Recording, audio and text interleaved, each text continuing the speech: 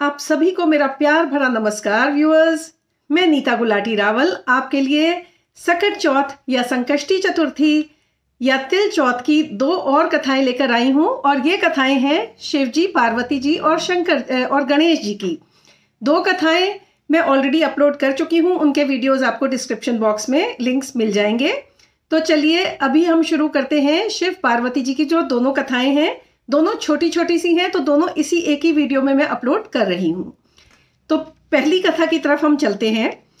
एक बार शिवजी और पार्वती जी भ्रमण के लिए निकले। नर्मदा नदी के किनारे उन्हें एक बहुत ही रमणीक स्थल दिखा। दोनों विश्राम करने के लिए वहां रुक गए। पार्वती माँ का शिवजी के साथ चौपड़ खेलने का मन हुआ और उन्होंने अपनी इच्छा जाहिर की। शिवजी ने कहा कि चौपड़ की खेल के लिए एक तीसरा व्यक्ति भी चाहिए होता है जो उसकी हार जीत का फैसला कर सके। तो दोनों ने मिल के वहीं से मिट्टी और तिनकों का एक पुतला बनाया और उसमें जान फूंक दी। तो उस पुतला बालक रूप पुतला था, तो उसको अपने निर्णायक के रूप में उन्होंने वहां पे बैठा लिया और चौपड़ की खेल जो है शुरू कर ली। तीन बार दोनों ने खेला और तीनों बार पार्वती माँ जीत गईं। लेकिन बालक को गलती लगी और एक बार उसने महादेव जी को विजयी घोषित कर दिया। इस बात से मां पार्वती को बहुत ज्यादा क्रोध चढ़ा और उन्होंने क्या किया कि उसको श्राप देकर लंगड़ा कर दिया। बालक बेचारा बहुत दुखी हो गया और रोने लगा, बोलने लगा कि मैंने जानबूझकर ऐसा नहीं किया, मुझे ऐसा ही लगा था। मां मुझे क्षमा कर दें और ये अपना श्राप वापस ले लें और मुझे ठीक कर दें। अब पार्वती माँ ने कहा कि श्राप है तो ये तो वापस नहीं लिया जा सकता, लेकिन मैं कोई उपाय तुम्हें बता देती हूँ। क्योंकि माता थी तो पिघल गई। उन्होंने कहा कि संकष्टी चतुर्थी के दिन इसी स्थान पर कुछ नाग कन्याएं आएंगी।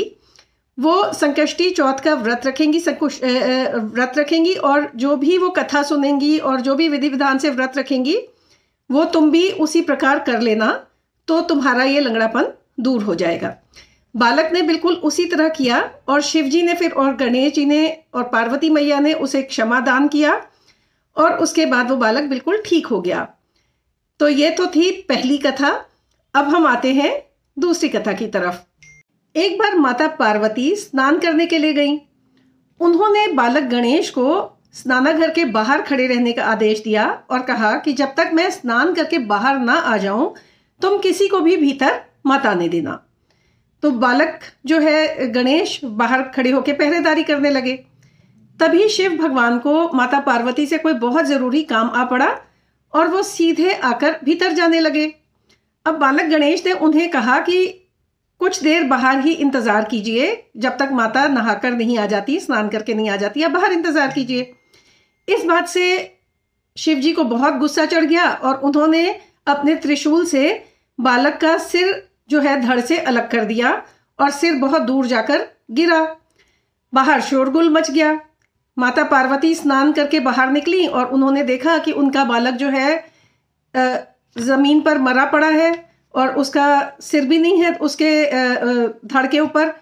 तो बहुत जोर जोर से रोने लगी, विलाप करने लगी और बोली कि या तो आप अभी के अभी इसको जीवित कीजिए, ठीक कीजिए, या फिर मैं अपने प्राण त्याग दूंगी। अब शिव जी पर बड़ा धर्म संकट आ पड़ा, क्योंकि जो त्रिशूल से काटा हुआ सिर था वो जोड़ा नहीं जा सकता था।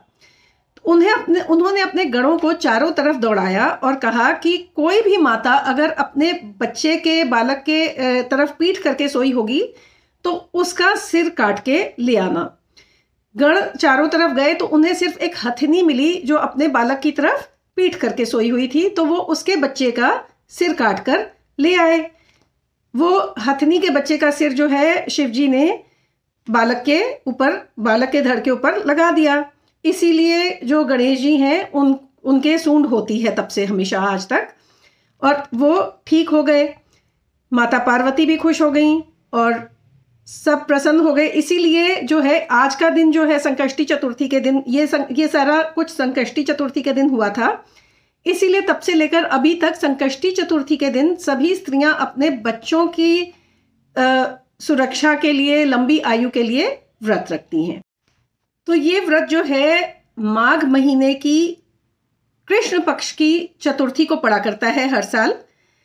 अगर आप लोगों को कथा पसंद आई हो तो इसे लाइक कीजिएगा, सब्सक्राइब कीजिएगा और शेयर भी कीजिएगा, क्योंकि कथा कहानियां जितने ज़्यादा लोग सुनते हैं उतना आपको पुण्य प्रताप उनका मिलता है, जितना आप शेयर करते हैं। तो 4 कथाएं अब मैंने सुना दी हैं और चारों के जो है लिंक्स डिस्क्रिप्शन बॉक्स में आपको मिल जाएंगे।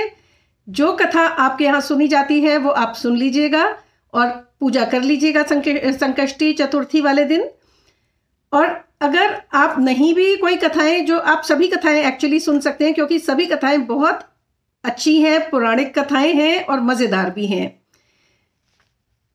तो जय श्री गणेशाय नमः। शिव जी की जय, पार्वती मैया की जय। आपके सबकी संतानें सुखी रहें, परिवार में खुशहाली बनी रहे। जय माता दी। भारत माता की जय।